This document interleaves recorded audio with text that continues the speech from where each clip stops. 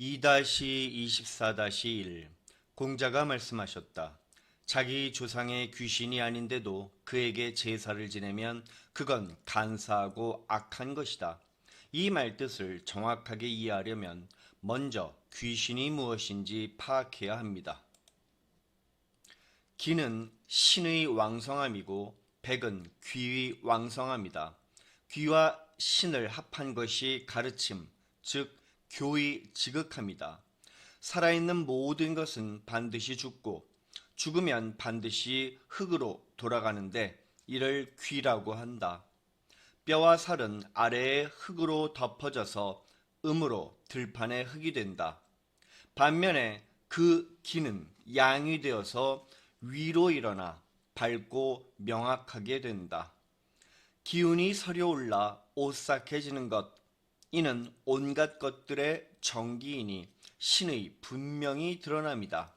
예기, 제의. 이 말을 정리해보면 모든 생명은 죽고 나면 음을 나타내는 육체와 양을 나타내는 영혼으로 나뉜다는 겁니다. 또 기백과 귀신은 사실 같은 의미를 지녔는데 음과 양이 합해진 개념이지요. 귀신, 귀는 생명체가 죽으면 땅으로 들어가 썩는 육신을 의미합니다. 귀신신은 뜻을 담당하는 보일시와 소리를 담당하는 펼신이 합쳐진 문자입니다. 특히 보일시는 윗상의 옛 글자인 이것과 하늘로 올라가는 기운인 이것이 합쳐져 하늘로 올라가는 기운을 나타냅니다. 그리고 소리를 담당하는 펼신은 본래 구름에서 뻗쳐나오는 번개의 모습을 나타낸 문자이므로 귀신신은 시신에서 빠져나와 하늘로 올라가는 기운, 즉 영혼이라는 의미를 지닙니다. 즉 귀신 귀는 무덤에 있는 조상의 육신을 나타내고 귀신 신은 하늘로 올라간 조상의 영혼을 뜻하지요. 그렇다면 공자는 왜 자기 조상이 아닌데도 그에게 제사를 지내면 간사하고도 악독한 것이라고 말하고 있을까요? 다음 기록을 살펴보겠습니다. 소강 이래로 왕저, 왕괴, 왕망, 왕설, 왕불항, 왕경, 왕근을 거쳐 왕공갑에 이르렀는데 공갑은 귀신을 좋아하고 음란한 행위를 일삼아서 하나라의 덕이 쇠하였다. 18서략 하왕조편. 공자의 말뜻은 바로 무턱대고 아무 귀신이나 섬기면 오히려 나라가 혼란에 빠지게 된다는 겁니다. 이제 논어의 다음 구절과 좌전 애공 6년의 기록을 함께 살펴보죠. 7-20 공자는 초자연적인 괴이한 힘이나 자기 선조의 혼백이 아닌데도 제사를 지내는 문란한 행위에 대해서는 일체 언급하지 않으셨다. 초나라 소왕이 병이 들어서 점을 쳤는데 황하의 신에게 제사를 지내야 한다고 청했다. 하지만 소왕이 거절하자 대부들이 거듭 교회에서 제사를 지내야 한다고 청했다. 이에 소왕은 하나라와 상나라 그리고 주나라 3대의 천재들께서는 제후들의 제사 범위를 정해주셨으니 자기 영토를 넘지 않는 범위의 산천에게만 제사를 지내는 것이다. 그런데 황하는 우리의 영토 밖이니 내 부덕함을 황하의 신께서 벌줄 만한 것은 아니다 라고 말했다. 공자가 이에 대해서 평했다. 추나라 소왕은 큰 도를 안다. 소왕이 나라를 잃지 않는 것은 마땅하다. 하서에서 저 도당, 요임금부터 기나라가 있었는데 지금 그 도를 잃고 그 기강을 어지럽혀 이에 멸망했다라고 했다. 또 진실로 이에서 나오니 이에 있도다라고도 했다. 따라서 스스로 변치 않는 자세, 상을 따르는 것이 옳다. 이처럼 아무 귀신이나 섬기지 않고 자기 조상의 홀령만 기리며 무엇보다 지도자는 현실에 바탕을 두지 않은 초자연적인 힘에 의탁하지 않는 현실적인 자세가 필요한 겁니다. 이제 여기서 다음 구절도 함께 살펴보기로 하죠. 7-34 공자가 병에 걸렸는데 위중해지자 자로는 스승의 병이 쾌유하도록 기도하고자 했다. 그러자 공자가 말씀하셨다. 아프면 낫게 해달라고 기도한 사례가 있느냐? 자로가 대답하셨다. 있습니다. 추도문에 하늘과 땅의 신에게 너를 기도한다라는 구절이 있습니다. 공자가 말씀하셨다. 자로 네가 추도문의 뜻을 오해하고 있는데 기도는 개인적인 일로 비는 것이 아니다. 네가 말한 추도문의 의미대로라면 나는 오래전부터 세상에 도가 펼쳐질 수 있기를 항상 기도해왔다. 기도는 사적으로 하는 것이 아닙니다. 늘 나라와 백성의 안위를 위해서 공적으로 비는 겁니다. 바로 앞에서 초나라 소왕이 병들었을 때 신하들이 제사를 지내야 한다고 한 경우 역시 임금 1개인의 병을 낫게 해달라고 한 게 아니라 임금을 보호하여 초나라와 백성의 안녕을 가져와 달라고 기원하려고 했던 거죠. 너무도 당연하게도 공자는 항상 지도자가 도로 나라를 다스려서 세상이 안정되기를 간절히 염원해 왔으므로 그런 기도라면 이미 오래전부터 지금까지 계속해 왔다고 말한 겁니다.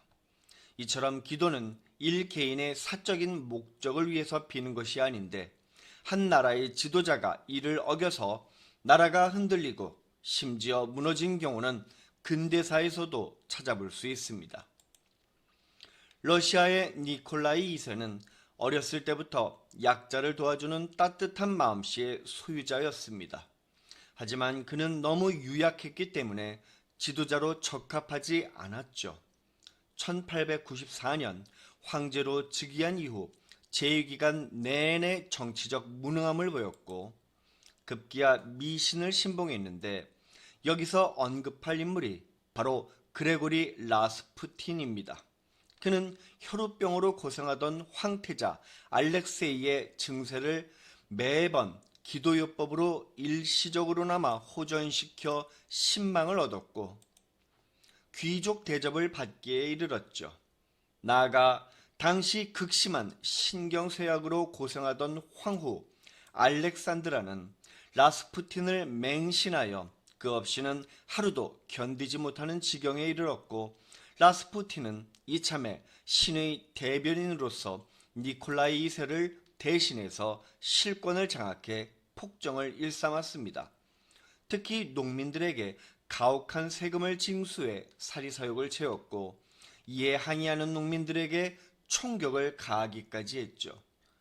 라스푸틴은 결국 사람들에게 맞아서 네바강에 던져지는 비참한 최후를 맞이했고 굶주림에 허덕이던 노동자들이 대모를 일으키자 니콜라이 2세도 스스로 왕위에서 내려왔습니다.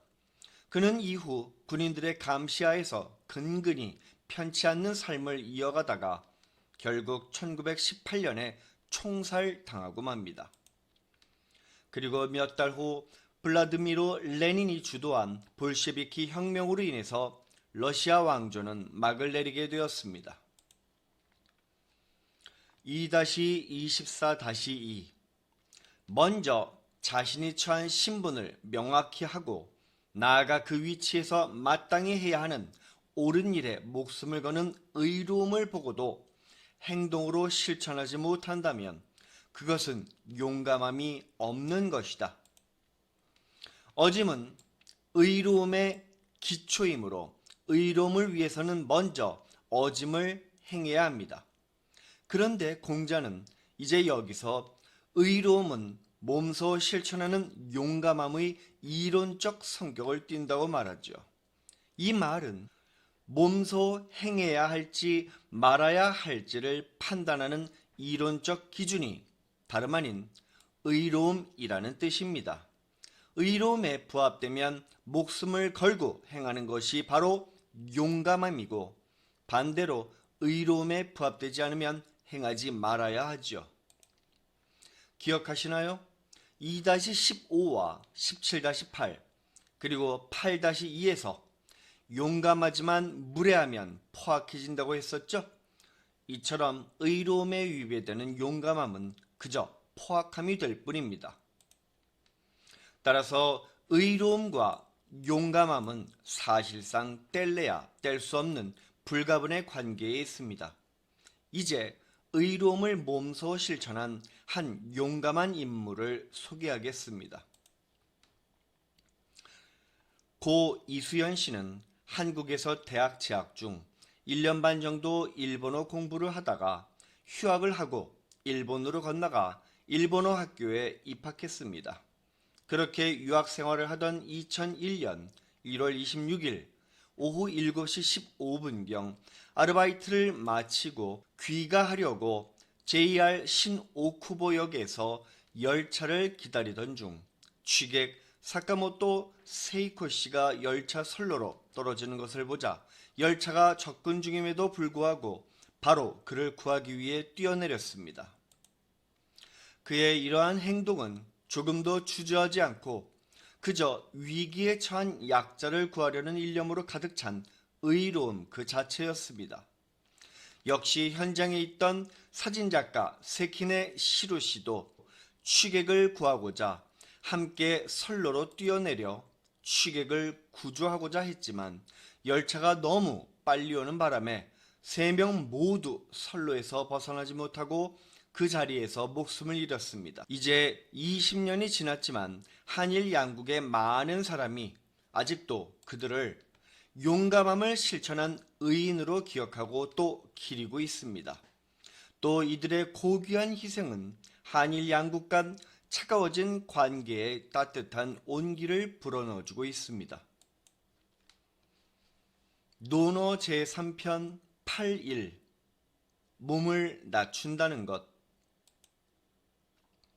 3-1 공자가 개손씨를 평하셨다.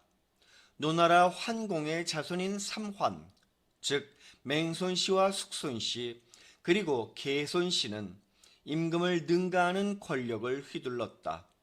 그 중에서도 특히 개손씨는 일개 제후국의 신하일 뿐인데도 감히 천자가 참석하여 지내는 제사 때 추는 춤인 8일을 자신의 뜰에서 추게 했으니 이 얼마나 무례한가. 이런 일을 용서할 수 있다면 도대체 어떤 일을 용서할 수 없단 말인가.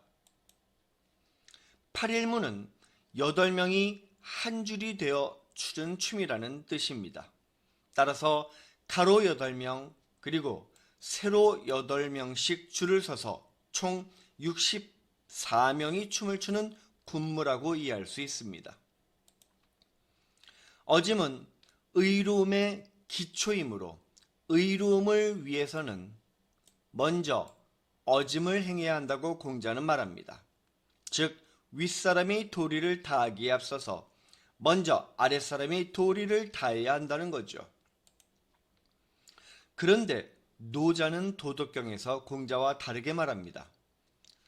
대국은 마땅히 사람을 포용하여 사랑해야 할 따름이고 소국은 마땅히 사람에 들어가 섬겨야 할 따름이다.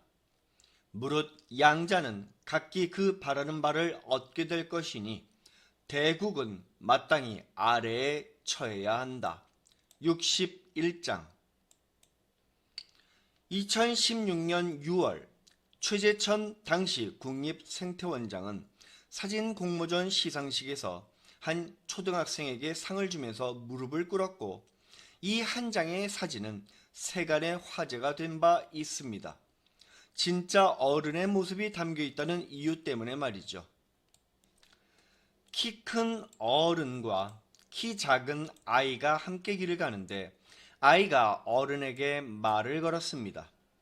그런데 아이의 말소리가 잘 들리지 않는다면 어른은 어떻게 해야 할까요? 아이에게 말소리가 잘 안 들리니 좀 더 큰 소리로 말하라고 하거나 어디 높은 곳에 올라가서 자기 귀에다 정확하게 말하라고 해야 할까요? 아니면 어른인 자기가 먼저 허리와 무릎을 굽혀서 몸을 낮추고 아이의 말에 귀를 기울여야 할까요? 상식적으로 말해서 먼저 윗사람이 솔선수범을 보여야 아랫사람이 따릅니다. 이는 공자도 앞에서 줄곧 강조해온 내용이지요. 그렇다면 윗사람의 도리인 의로움이 아랫사람의 도리인 어짐의 바탕이 돼야 하지 않을까요? 그런데 왜 공자는 의로움보다 어짐을 더 강조한 걸까요? 이는 좁게는 노나라 상황이 신하인 삼환에 의해 좌지우지되는 모습과 관련이 있습니다. 밑에 있는 신하들이 나라의 최고 지도자인 임금을 쥐락펴락하고 있으니 이를 본 공자의 심경이 어땠을까요? 그리고 넓게는 춘추시대 다른 제후국들의 사정도 역시 크게 다르지 않았다는 겁니다. 신하가 임금을 내쫓거나 심지어 시하는 일들도 비일비재했으니까요. 따라서 이는 아마도 시대적 환경이 공자의 가치관에 큰 영향을 미쳤기 때문이라고 볼 수 있을 겁니다.